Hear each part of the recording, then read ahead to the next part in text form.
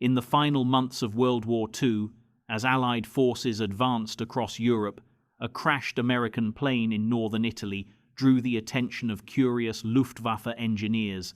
Picking through the wreckage at dusk, they made a startling discovery.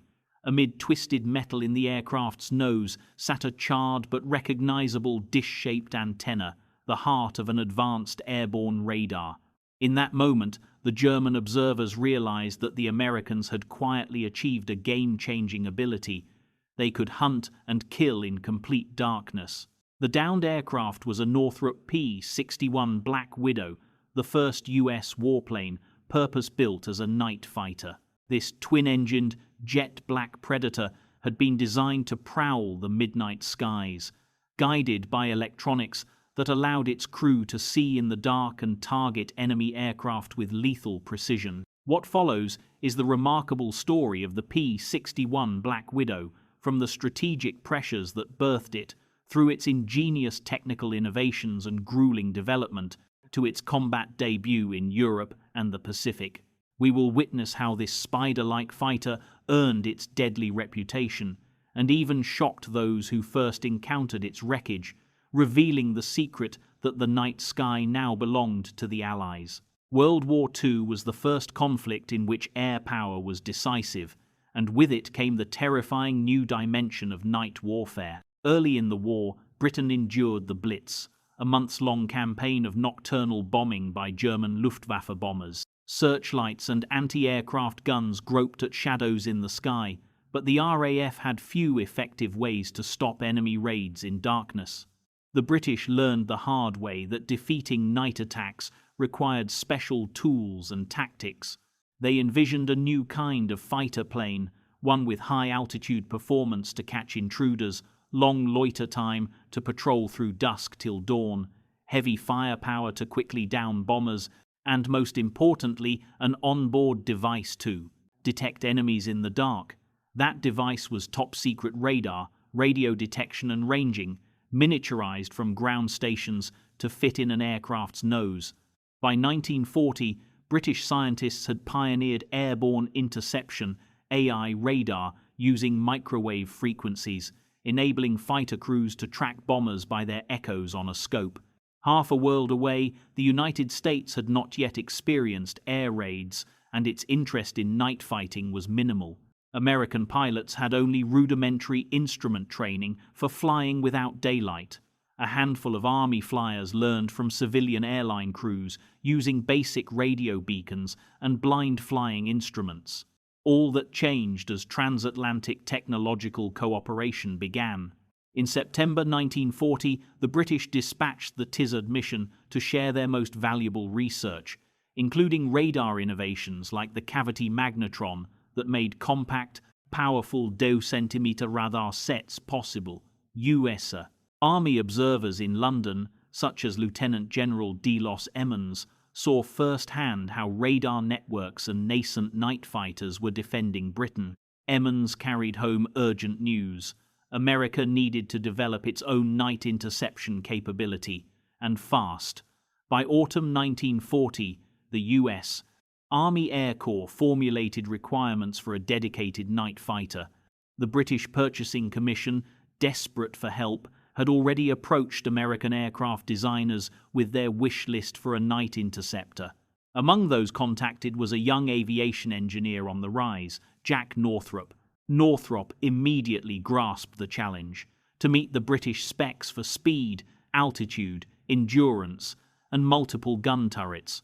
Only a large twin-engine aircraft would suffice. Even before an official U.S. program existed, Northrop's team in California began sketching a formidable twin-engined fighter to hunt in darkness.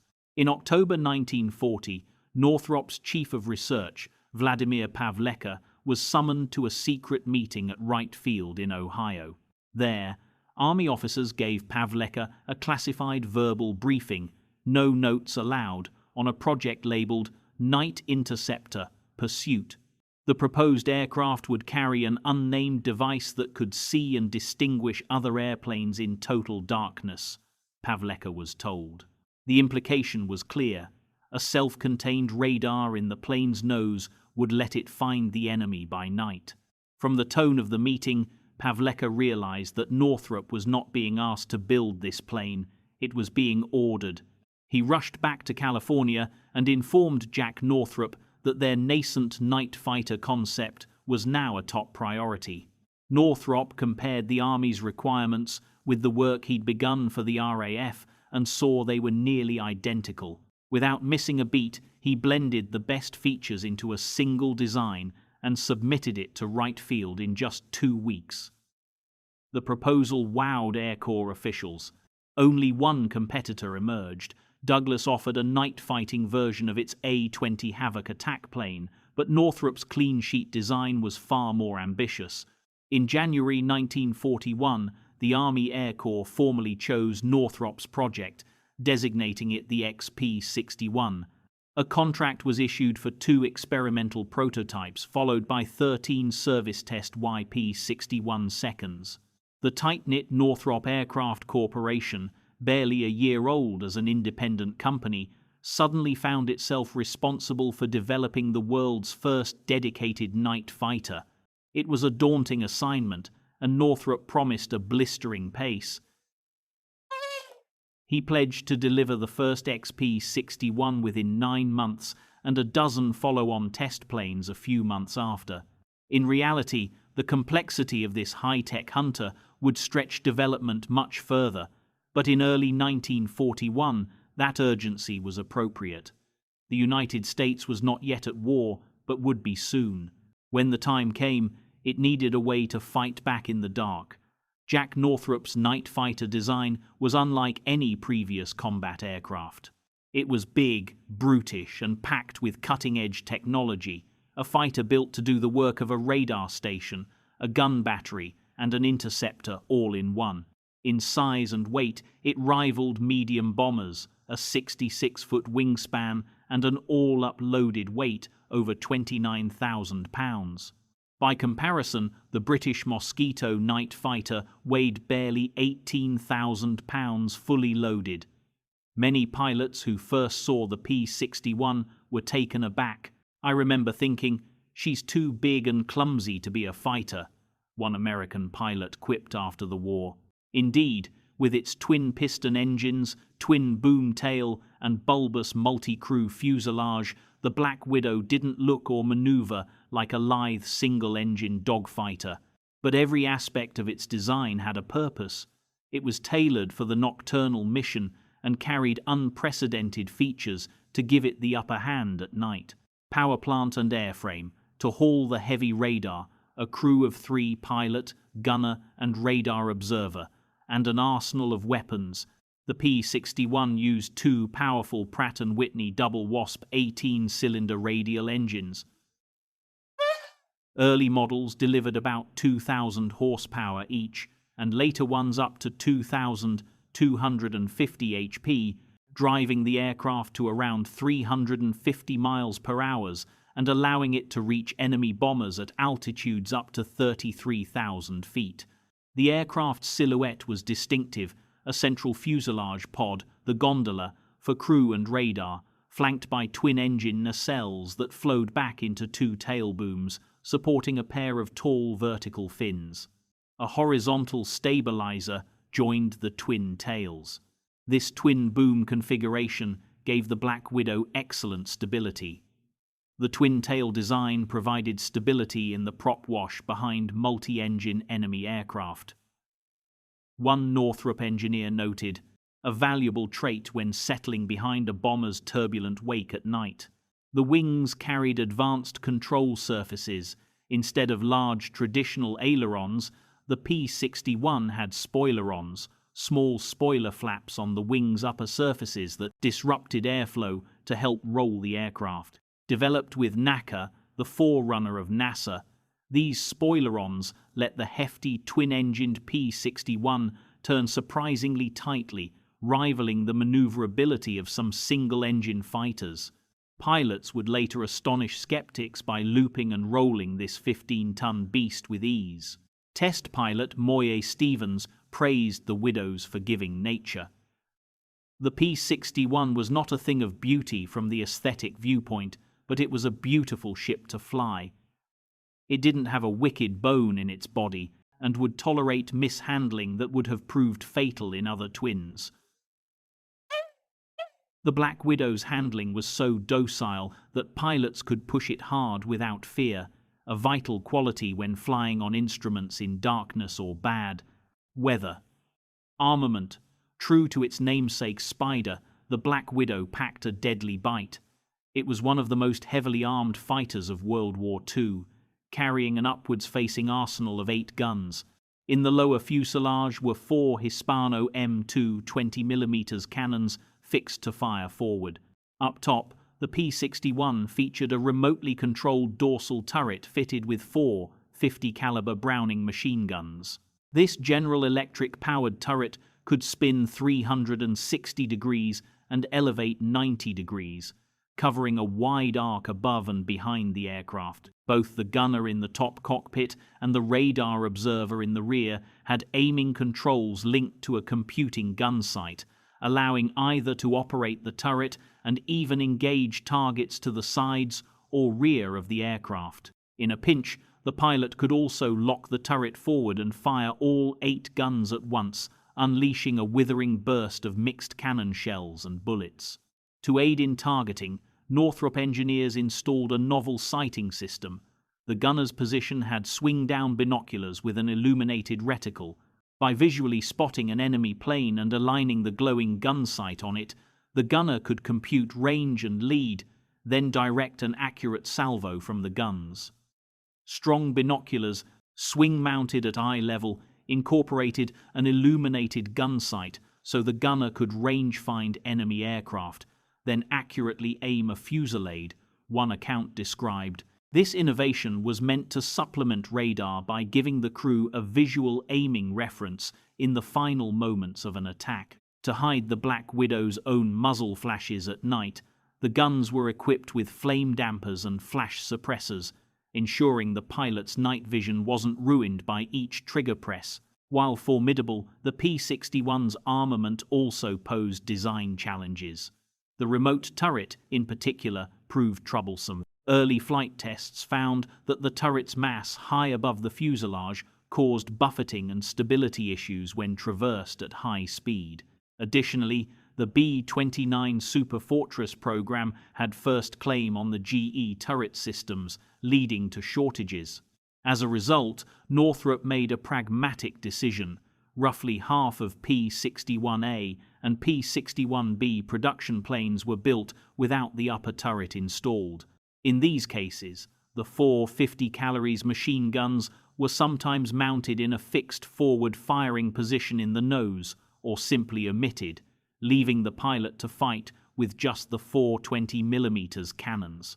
Many crews still carried the second man, gunner, in turretless Widows as an extra set of eyes and backup navigator, even if his turret controls did nothing. Later, P-61B models reintroduced the improved turret once supply caught up, and by the final variant, P-61C, most planes had it again. Regardless of configuration, all Black Widows had crushing close-range firepower. A single burst from its cannons could saw an enemy bomber's wing off. Radar, seeing in the dark. The crown jewel of the P-61's design was its airborne radar unit, the Western Electric SCR-720, housed in the nose behind a glossy black radome.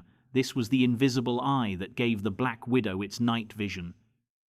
The SCR-720A was a state-of-the-art microwave radar set descended from British AI Mark VIII radar operating on a 10 cm wavelength. It featured a spinning parabolic dish antenna, about 30 inches in diameter, that scanned a cone-shaped volume ahead of the aircraft. In airborne intercept mode, the SCR-720 could detect a bomber-sized target nearly 5 miles, 8 kilometers away in the air. The shorter microwave wavelength meant it offered improved resolution and was less susceptible to ground clutter or jamming compared to older long-wave radars. One contemporary description marveled that the P-61's radar sent out a knife-like beam sweeping the sky, guiding the interceptor to within 100 yards of an enemy in total darkness. The Black Widow was essentially a flying hunter in the electromagnetic spectrum.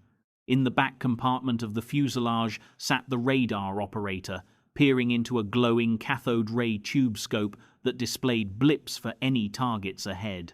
When searching, the radar would sweep side to side. Once a blip was found, the operator could lock the radar into a narrower tracking mode and vector the pilot toward the unseen bogey. In practice, it worked like this. Ground-based radar stations would first notify a night fighter patrol when an enemy plane was inbound, giving a rough direction and distance. The P-61's crew would then use their own radar to pick up the target. The radar operator located targets on his scope and steered the unit to track them, vectoring and steering the pilot via oral instruction, describes one account. Once the P-61 closed to within a mile or so, the pilot could switch to a smaller radar scope in his cockpit that tied into the SCR-720, allowing him to personally monitor the closing distance in those final moments before visual contact or opening fire. This coordinated use of radar was revolutionary.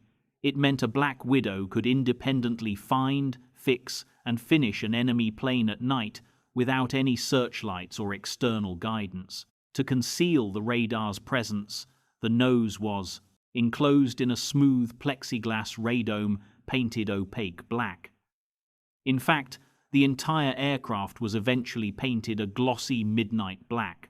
Early P-61 seconds left the factory in standard olive drab grey camouflage, but tests showed that matte black actually made an aircraft more visible against a night sky due to contrast and reflectivity.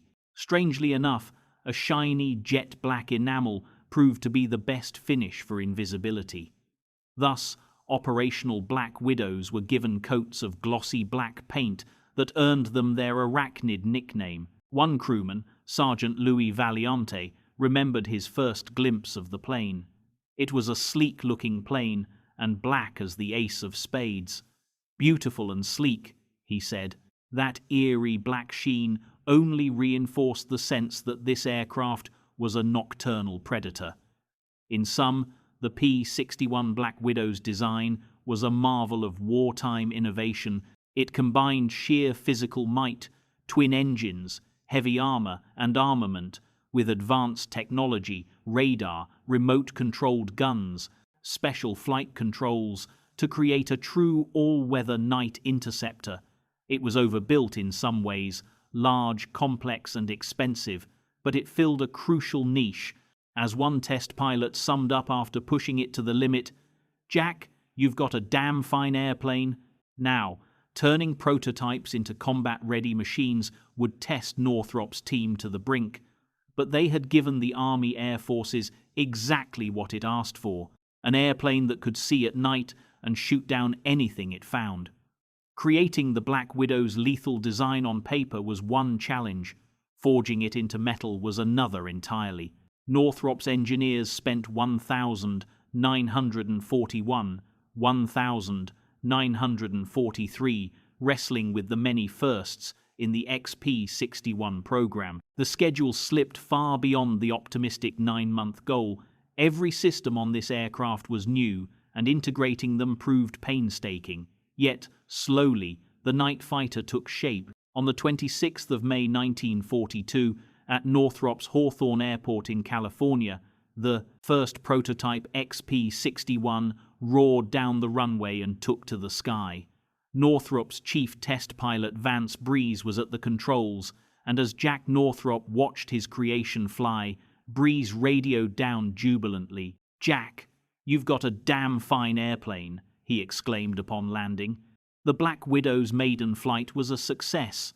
The big fighter handled well and showed promise. Even though it still lacked its radar, the prototype carried a dummy weight in the nose. The general configuration was proven sound, but there were many refinements to be made. Over the next year, 13 YP-61 pre-production test planes were built and flown to iron out issues and incorporate changes. Engine cooling, propeller performance, the gun turret's effect on stability, and the radar's integration were all scrutinized. The project consumed nearly 2 full years of intensive development after first flight, time well spent as it introduced the innovations described earlier. By late 1943, the Army Air Forces could wait no longer for its night fighter. Allied bombers in Europe were suffering from German night interceptions, and Japanese raiders were beginning to harass US bases in the Pacific after dark. The AAF decided to initiate training of night fighter crews even before the P-61 was ready. In the interim, they used what stopgap measures they could. Beginning in mid-1942, a night fighter training school was set up in Orlando, Florida, where crews learned radar fundamentals and tactics. Lacking any purpose-built night fighters at first, the Army modified some Douglas A-20 Havoc light bombers into P-70 night fighters by adding British AI radars in their noses. These P-72s were far from ideal. Underpowered and unpressurized, they struggled to reach high altitude and had limited range. Still, they gave American pilots and radar operators a taste of night combat practice. 4 initial night fighter squadrons deployed to the Mediterranean in 1943 without their P-61 seconds, which were not yet delivered, and were issued British Bristol Beaufighters instead. The RAF's twin-engine Beaufighter was already combat-proven with radar, though it had quirks of its own. American crews flew Beaufighters in North Africa and Italy, scoring some victories against German bombers. But maintenance was challenging, and accidents were frequent. Major Arden Cowgill, commanding the 414th Night Fighter Squadron, bluntly complained to higher-ups. "This aircraft is far below American standards," citing the beat-up, the war-weary Beaufighters the British had handed over. His crews were eager for the Black Widow to finally arrive. Back in the US, Northrop pushed P-61 production as fast as possible once the design stabilized. By October 1943, the first production P-61A rolled out of the factory. In November, service test P-61 seconds were delivered to Orlando for the training program. There, crews could transition from the clumsy P-70 seconds to the sleek black monster they had been hearing about. Initially, the new planes were painted in standard dull camouflage, but night training soon revealed that a glossy black finish made them nearly invisible against a starry sky. So, the workers at Orlando gave them a shiny coat of midnight black. A young gunner in training, Sergeant Peter Raymond, was so taken with the paint scheme that he scrawled the nickname Black Widow along the nose of one P-61 after the venomous spider known for devouring its prey. The name caught on immediately, and soon all P-61 crews embraced the spider theme, adorning their fighters with red hourglass insignia and lurid nose art of widows, webs, and pin-up Black Widow women. The Army Air Forces officially dubbed the P-61 Black Widow, and a legend was born. By the spring of 1944, P-61 Black Widows were finally rolling off Northrop's assembly line in fighting shape. They had scrapped the troublesome dorsal turret on early batches to speed deliveries and improve stability. With or without the top guns, the first Widows were shipped overseas to waiting squadrons. The 422nd Night Fighter Squadron in England was the first unit to be fully equipped and trained on the P-61 from the start. Arriving in Britain in March 1944, these crews had the benefit of RAF instructors and a few months to work out tactics on local training flights. Initial impressions remained skeptical. The Black Widow was unlike the nimble British Mosquitoes they'd seen. But Northrop sent along one of its top test pilots, Jack Myers, to demonstrate the aircraft's capabilities firsthand. Myers took on all comers in mock dogfights. Skeptical fighter aces who thought the P-61 looked funny or awkward were in for a surprise. Myers, a former P-38 pilot, used the big spoileron-equipped Widow to outturn many single-engine fighters and even performed loops and rolls to silence the doubters. "Everywhere we went, we were met with raised eyebrows," Myers recalled, of introducing the Black Widow to veteran pilots. "After a mock combat session, they were a surprised bunch before they landed," he said. "The bulky P-61 could really move. Thanks to these demonstrations, confidence in the new night fighter soared. Crews that had been flying obsolescent P-72s or clunky Beaufighters were quick converts. In some cases, a two-man team would fly their P-61 for the very first time in the afternoon, then take it out on a real combat mission that same night. Such was the urgency of war and the trust they placed in the Black Widow's abilities."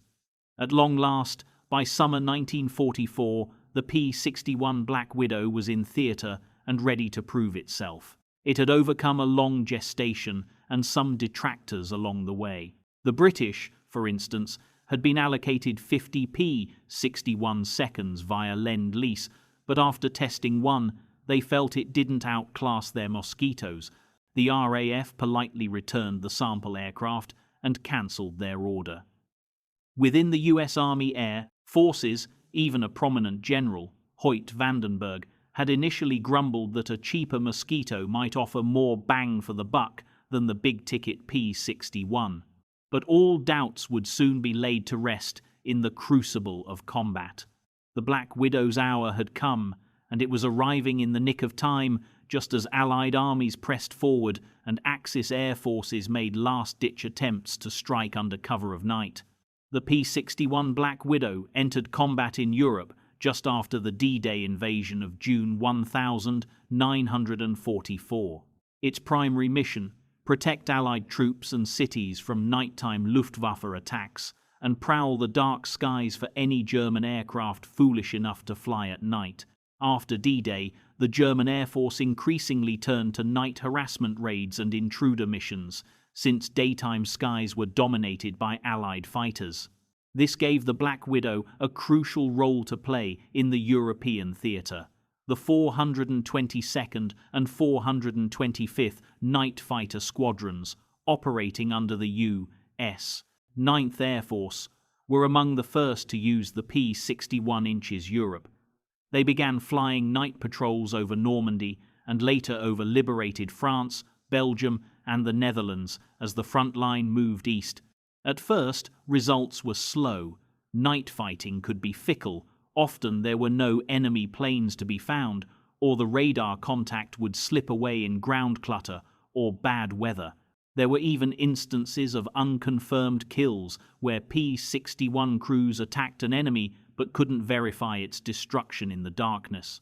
The Black Widow's very first victory in the European theatre actually came against one of Germany's infamous unmanned weapons. On the 15th of July 1944, Lieutenant Hermann Ernst of the 422nd NFS intercepted a V-1 flying bomb hurtling toward London. Diving behind the small buzz bomb, he blasted it out of the sky with his P-61's guns, making Ernst's borrowed time the first Black Widow to draw blood in Europe.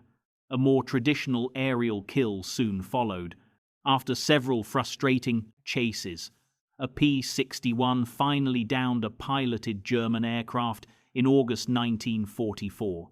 On the night of August 7, pilot Lieutenant Raymond Andy Anderson and radar operator Lieutenant John Morris of the 425th NFS were prowling near the Seine when ground control vectored them onto a blip.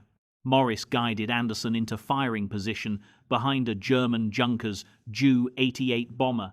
At roughly 200 yards, Anderson squeezed the trigger. His four 20mm cannons raked the Ju-88, which exploded in a fireball. The Black Widow had taken its first verified bite out of a Luftwaffe bomber. It was a beautiful burst.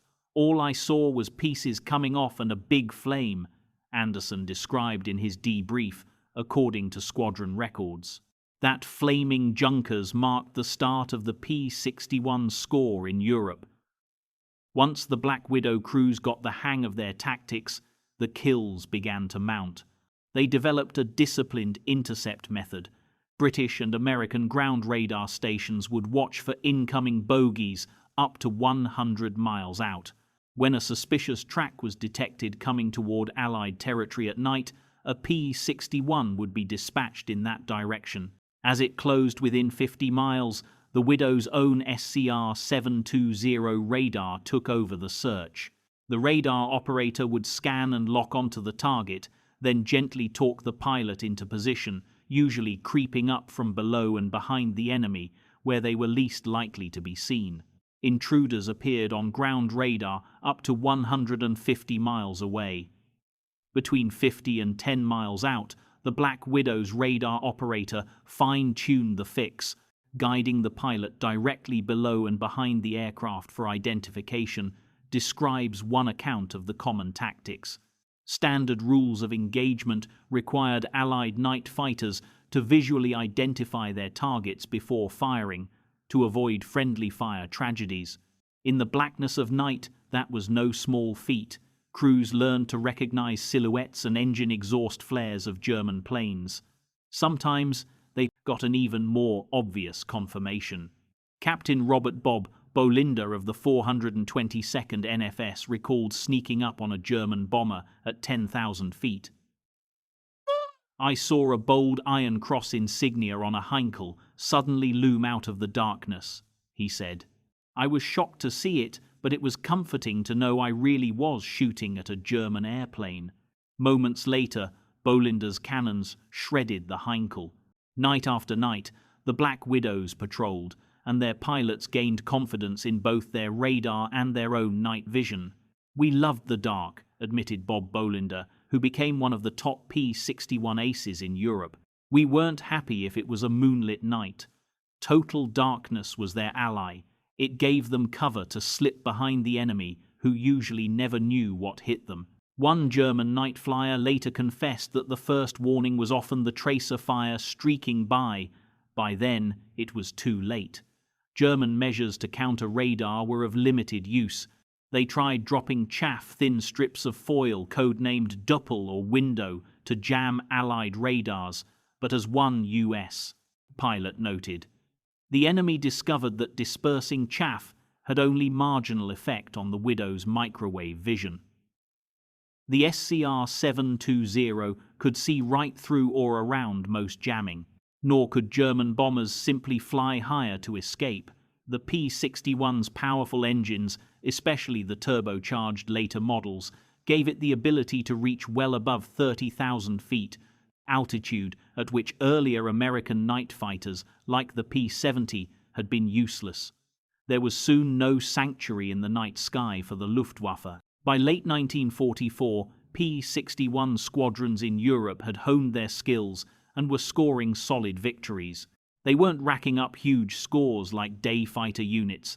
The opportunities were fewer, but each kill was surgically important, preventing nocturnal sneak attacks.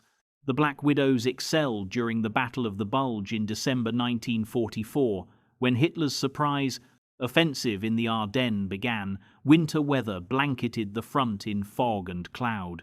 Most Allied aviation was grounded, but the radar-equipped P-61 seconds were launched to provide air cover despite poor visibility. They flew day and night in all weather, hunting German aircraft attempting to support the offensive. This was an early validation of the all-weather fighter concept, one that would become standard in the jet age. An Army report noted that during periods when not a single Thunderbolt or Mustang could fly, P-61 seconds were still patrolling and engaging the enemy. As Germany's fortunes waned in spring 1945, the Black Widows took on more aggressive roles. They began flying intruder missions, offensive patrols into enemy airspace at night to harass the Luftwaffe on its own airfields and routes. P-61 seconds ranged over Germany, the Low Countries, and even as far as northern Italy, strafing airfields and shooting up enemy transport planes moving under darkness. One of the Black Widow's single most successful nights came on the 11th of April 1945. With Berlin nearly encircled and German forces in disarray, Allied night fighters were turned loose to hunt retreating enemy aircraft. On that single night, various P-61 intruder crews shot down 14 German planes, mostly cargo, transport aircraft like Junkers, Ju-52s, trying to supply isolated pockets. It was the most productive single night shift of the war for the P-61 squadrons. The chaos of the collapsing Reich presented targets aplenty, and the widows feasted. Ironically, it was around this time that the scenario from our introduction occurred. In northern Italy, a Black Widow from the 414th NFS was lost behind enemy lines during an intruder sortie. When German personnel examined the wreckage, they found the strange radar apparatus in its nose. They already knew the Allies had some night fighters, the British Mosquito NF-30 also carried AI radar by 1,945, but seeing the American SCR-720 unit up close confirmed that the US night fighters were technologically on par or even superior. The German night fighter force, which itself had pioneered airborne radar early in the war, could only acknowledge that the Allies had achieved total night-air superiority. As one Luftwaffe report dryly noted in early 1945, enemy night pursuit activity equipped with latest radar renders our night operations ineffective. In other words, the Black Widows and their radar-eyed brethren had essentially shut down Germany's ability to move in the dark. By May 1945, when Germany surrendered, the P-61 seconds in Europe had compiled a respectable combat record. They weren't the highest-scoring fighters of the war, but they had fulfilled their mission of blinding the enemy at night. From intercepting V-1 rockets to tangling with Heinkel and Dornier bombers, Black Widows had proven they could stalk and kill in darkness with uncanny effectiveness. The sight of a glossy black P-61 sliding through searchlight beams became a welcome reassurance to Allied troops below, friendly eyes in the night sky watching over them. And to the Germans, the sudden appearance of glowing tracer fire from an unseen foe became a dreaded omen that a night ghost was upon them. The Black Widow had arrived, and night belonged to the Allies. Combat deployment in the Pacific. While the P-61 was cutting its teeth in Europe, it was also seeing intense action on the other side of the world.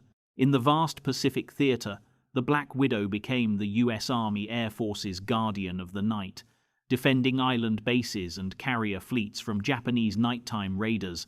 The 6th Night Fighter Squadron, operating in the Central Pacific, was the first to get the P-61 inches combat. They received their shiny new Black Widows in June 1944 on the remote island of Saipan, where vital B-29 bomber fields were being established to strike Japan. Japanese bombers, chiefly Mitsubishi Betty twin-engine bombers, had a nasty habit of making nuisance raids on these airfields at night, both to disrupt operations and to wear down Allied personnel with sleeplessness.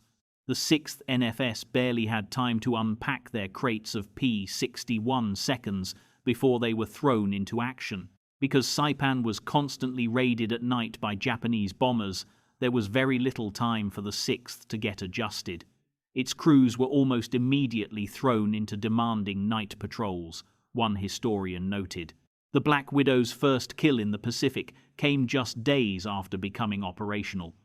On the night of the 30th of June 1944, First Lieutenant Dale Haberman and his radar operator Lieutenant Ray Mooney, flying a P-61 nicknamed Moon Happy, were patrolling over Saipan when they received a vector toward an incoming bogey. Closing in using their SCR-720 radar, they discovered not one but two targets. A Betty bomber with a fighter escort tucked in close formation. Undaunted, Haberman maneuvered underneath the unaware Japanese planes and then pulled up sharply behind the bomber. I pulled the Widow up on her tail and nailed the Betty in the port engine, Haberman recounted. His 420mm cannons ripped into the bomber, which burst into flames and plummeted into the Pacific. Haberman then had to evade the escorting fighter, which nearly got on his tail, but with some wild evasive diving, and perhaps the enemy pilot being spooked by the sudden inferno of his charge, the Black Widow escaped unscathed. That downed Betty was one of the first confirmed P-61 victories against the Japanese. More would follow rapidly. Throughout the latter half of 1944, Black Widows were deployed to one forward base after another as U.S. forces leapfrogged across the Pacific. They protected new airstrips in New Guinea, the Philippines, the Marianas, and later Okinawa and Iwo Jima. The modus operandi of Japanese night attackers was usually to send single planes or small groups to slip in at low altitude, hoping to catch the Americans off guard. But against a radar-equipped P-61, their odds were grim. Night after night, the Widows rose to meet them, and the psychological tide turned. Japanese pilots began to fear the unseen predator in the darkness. By the end of 1944, one P-61 squadron in the Southwest Pacific, the 418th NFS, notched an impressive 12 Japanese planes shot down in just 13 nights. Captain Carroll C. Smith of the 418th was particularly successful. In the span of 2 nights, December 29-30, 1944, he intercepted and destroyed 4 enemy aircraft, bringing his personal tally to 5 and making him a night fighter ace. Japanese aircrews soon adapted a telling new behavior. Near the war's end, Japanese bombers began jettisoning bomb loads at sea and reversing course if a Black Widow infiltrated the formation.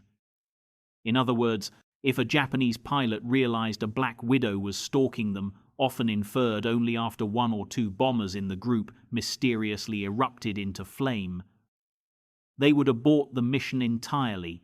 The mere presence of a Black Widow overhead became enough to foil an attack. The hunter had become the deterrent. The P-61's contributions in major campaigns were significant, though less heralded than daylight fighters or bombers. During the Philippines' liberation late 1944-45, Black Widows guarded the night skies over Leyte and Luzon, claiming numerous Yakan night kills. In the Okinawa campaign, spring 1945, Japanese kamikaze suicide squads often chose to attack at dawn or dusk to avoid fighters. P-61 seconds of the 418th and 547th NFS countered by flying dusk to dawn defensive patrols that broke up many kamikaze formations before they reached the fleet. One Black Widow pilot over Okinawa remarked that the most terrifying sight was a kamikaze diving out of the clouds at a ship, but the second most terrifying was friendly anti-aircraft fire once the ship crews started shooting at everything in the sky, including the P-61. Indeed, Pacific night fighters sometimes faced friendly fire hazards from nervous naval gunners who didn't realize a friendly Widow was above. Strict coordination and IFF transponders helped mitigate this.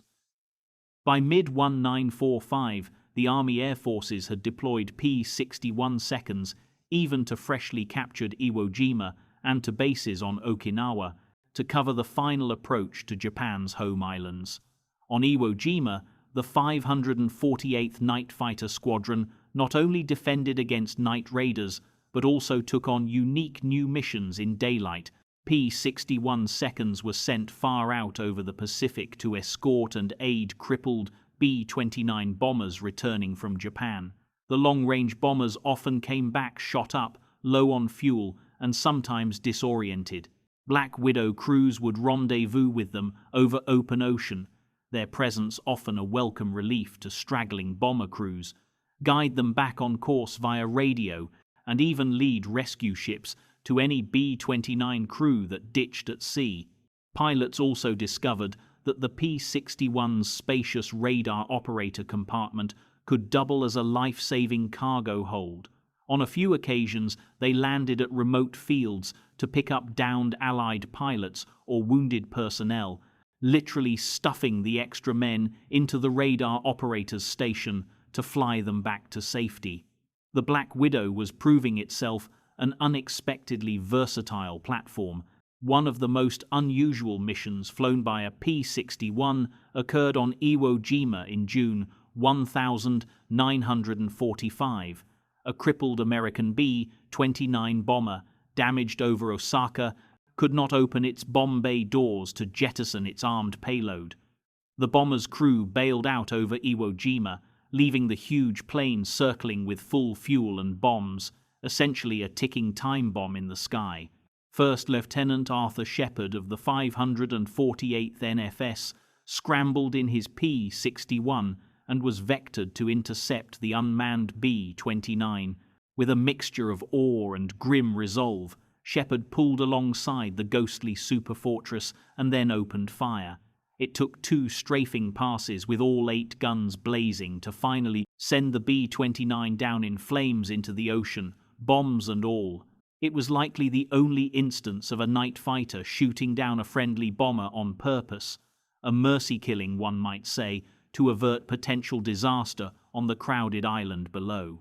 As summer 1945 arrived, the endgame against Japan was in sight. The Black Widows continued both defensive patrols and offensive night intrusions over Japanese-held territory, so-called heckler missions to strike airfields and ground targets under cover of darkness. They encountered increasingly fewer Japanese aircraft in the air, as the enemy's air forces were all but wiped out. But the P-61 would still have one last dramatic moment of glory. On the night of the 14th of August 1945, the very eve of Japan's surrender, a P-61B named Lady in the Dark took off from Ishima Island, piloted by Lieutenant Robert W. Clyde, with Lieutenant Bruce LaFord as radar operator. Lady in the Dark went on patrol over the East China Sea. They picked up a target, a lone Japanese Ki-44 Tojo fighter, likely desperate to make one final harassment run. Clyde's Widow chased the intruder through the murk. The Japanese pilot, realizing he was pursued, began violent evasive maneuvers. In a tense cat and mouse, Clyde never got the Tojo squarely in his gun sights, but he didn't need to. Panicking and pushing his plane too hard, the Japanese pilot apparently lost control. The Ki-44 spiraled into the sea before Clyde had fired a single shot. The American crew witnessed the distant crash and counted it as a kill. With Japan's formal capitulation coming the next day, Lady in the Dark was unofficially credited with the last Allied air-to-air victory of World War II. It was a fitting coda for the Black Widow. Even without firing its venom, it had frightened an enemy out of the sky. From the Marianas to Mindanao, from New Guinea to Okinawa, the P-61 Black Widow had proven itself as a superb night fighter in the Pacific. Japanese aviators who survived encounters admitted they had never fought anything quite like it, a persistent foe that came out of nowhere in the dark, often unseen until the moment of attack. One Japanese Navy report after the Philippine battles noted that American night fighters, P-61 seconds with radar, were most fearsome and that attempts to operate at night were almost futile. In effect, by mid-1945 the Americans could see at night, and it spelled doom for any adversary who dared challenge them after sundown. When the Luftwaffe engineers examined that crashed P-61 inches Italy in April 1945, the secret was well and truly out. The Americans and British had mastered airborne radar and night fighting to a degree that matched or exceeded Germany's early lead in the field. In truth, the Germans themselves had fielded night fighters with radar as early as 194, won the Messerschmitt Bf 110 and Junkers Ju 88, fitted with Fug 2, 102/220 Liechtenstein radar sets. But those were long-wave radar systems with obvious antenna masts that created lots of drag. The P-61's sleek nose hid a microwave radar far more advanced, something Germany struggled to develop due to shortages in key components like cavity magnetrons. Thus, encountering the Black Widow's SCR-720 was an eye-opener, a post-war U.S. intelligence summary noted that German scientists were astonished at the miniaturization and power of the Allied radar units they recovered. German pilots, for their part, had already suspected that some new threat lurked in the night skies by 1944. One Luftwaffe night flyer reportedly remarked to a captured Allied pilot that there was a black twin-engine devil roaming around that they couldn't evade or outfight. The Axis powers learned the hard way that Allied night fighters were a force to be reckoned with. In Europe, the arrival of the Black Widows coincided with the sharp decline of German night bombing capability. By 1945, German air raids at night had dwindled to sporadic nuisance missions, partly because Allied night fighters, including P-61 seconds, made it so hazardous. Even electronic countermeasures the Germans tried were largely ineffective against the SCR-720. German crews found that the usual trick of dumping window chaff only cluttered their own radar, if they had one, and did little to confuse the shortwave radar in a P-61's nose. The Black Widow could often pick out the distinct blip of a moving aircraft amidst the cloud of false echoes. Japanese aviators similarly attempted counter-tactics. They sometimes flew very low over water, hoping the P-61's radar would mistake them for wave reflections. And indeed, the early SCR-720 could be hampered by ground or sea return. But the experienced American radar operators learned to distinguish a moving target's telltale behavior on the scope.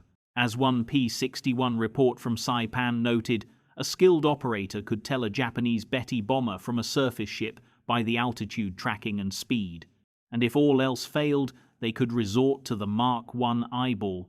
Many Black Widow crews got so attuned to the darkness that they boasted of spotting enemy planes visually by their exhaust flames or silhouettes against starlight, even without radar. These were the same crews who loved moonless nights. "We weren't happy if it was a moonlit night," as Bob Bollinger quipped, since bright moonlight actually made it easier for the enemy to spot them. Perhaps the greatest testament to the P-61's impact was the enemy's reaction whenever one showed up. In both European and Pacific theaters, intercept controllers began hearing enemy pilots break off and run as soon as they realized a night fighter was in the vicinity. Japanese bomber crews would dump their payloads early and flee, as noted, and German intruders often turned for home at the first sign of Allied night fighters. After the war, Allied interrogators asked a captured German night bomber pilot what he knew of the Black Widow. The German replied that they had nicknamed it Der Schwarze Witwenmacher, the Black Widowmaker, combining its official name with a morbid twist that it made widows of the enemy's wives. A few Axis pilots did attempt to dogfight the P-61. On one occasion over France, a wily German Ju-88 night fighter tried to outturn a Widow by engaging it in a defensive circle. Thanks to the spoilerons, the P-61 stayed right on its tail. After a few spirals, the Ju-88 dove for the deck and escaped into cloud, unwilling to press its luck. In the Pacific, there were instances of Japanese Navy night fighters, like the Nakajima J-1N1 Gecko, Allied code Irving, trying to ambush B-29 bombers at night. They, in turn, got bounced by Black Widows. In one encounter, a P-61 pilot found himself in a rare nighttime turning fight with an agile single-engine Japanese fighter, likely a Ki-43 Oscar. The two circled and scissored under the moonlight until the P-61's rear gunner managed to get a burst into the Oscar, sending it down. Those cases were rare, however. The Black Widow's usual method was to strike from an unseen position of advantage, not engage in a classic dogfight. As an Allied intelligence summary concluded, by 1945, the enemy's nocturnal losses and failures had amply demonstrated the effectiveness of American night fighters and radar. In other words, the message was received. The Americans and their British counterparts had perfected the art of seeing in the dark. For the Germans, this realization came too late to counter.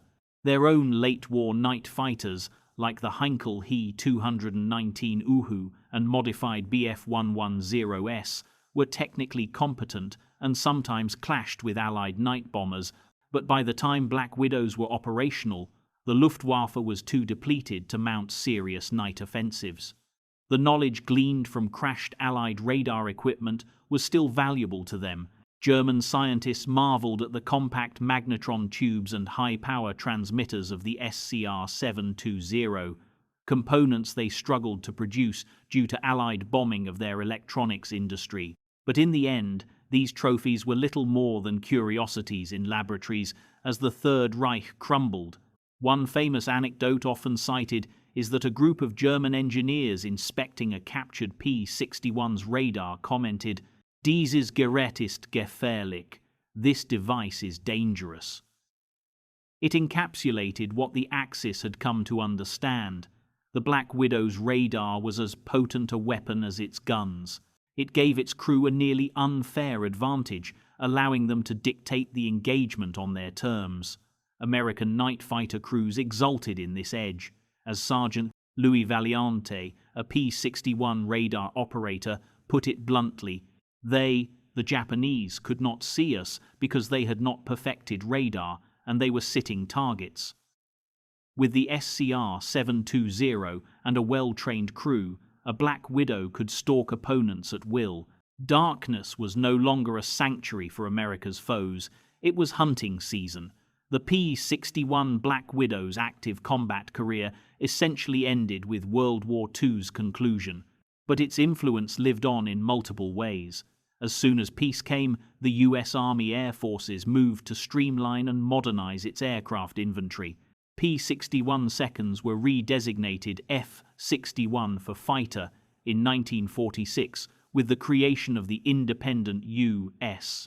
Air Force, and a few night fighter squadrons remained active into the late 1940 seconds. In these early post-war years, Black Widows continued to serve as all-weather interceptors, a role validated by their performance in the Battle of the Bulge. They stood alert on the frontiers of occupied Europe and in the Pacific, ready to defend against any unforeseen threats in the unstable immediate post-war world. The F-61 proved useful for training the first generation of radar-equipped jet night fighters as well. In 1946-47, the U.S. Marine Corps even borrowed a dozen ex-Air Force P-61Bs redesignated F-2, T-1 Newton in Navy nomenclature, to use as interim night fighter trainers until the newer Grumman F-7F Tigercat became available. Marine pilots at Cherry Point, NC learned the art of nighttime interception in the Black Widow, just as Air Force pilots had, honing skills that would soon be transferred to jet aircraft. However, technology was advancing rapidly. By 1948-1950, first-generation jet fighters like the Northrop F-89 Scorpion and Lockheed F-94 Starfire, both fitted with radar, were coming online, as was the famous North American F-82 Twin Mustang, a twin-fuselage piston-engine fighter designed for long-range escort and night fighting. These newer aircraft outperformed the old Black Widow in speed and altitude. Consequently, one by one, the remaining F-61 squadrons either transitioned to jets or were disbanded. The last military Black Widows were retired from service by 1,950 inches the USA. A few lingered in non-combat test roles a couple years longer. Many of the 706 P-61 seconds built ended up meeting an ignoble end, chopped up for scrap aluminum on far-flung airfields from Germany to New Guinea. Pilots and ground crew sadly watched as their beloved Widows were bulldozed into piles after VJ Day. War-weary or simply obsolete, thousands of combat aircraft were scrapped en masse. As one crew chief, John Robeson, later lamented, "It was really a top-notch airplane. I still don't know why they decided to obsolete it." Robeson's confusion is understandable in hindsight. The Black Widow was an excellent plane, but it was a plane of a very specific time. By the early 1952s, the jet age was here, and propeller-driven night fighters were relics, no matter how good. Yet the P-61's technological legacy was profound. It proved the concept of an integrated night fighter, radar, fire control, and armament working in harmony, and many of its lessons were carried into the design of subsequent all-weather fighters. Its successful use of onboard radar paved the way for increasingly sophisticated airborne intercept radars in jet fighters like the SCR-720's descendant, the APS-20, and later the radar systems in the F-86D Sabre and F-94. The spoileron concept was a novel flight control development that would reappear in various guises on later large aircraft. The remote-controlled turret with computerized lead computation was a precursor to modern gunnery systems, though in jets, gun turrets for fighters fell out of favor. Similar fire control concepts were applied to bomber defensive turrets and later to guided missiles. In a sense, the Black Widow was a flying laboratory for advanced features. In the realm of research, one Black Widow achieved a form of post-war stardom.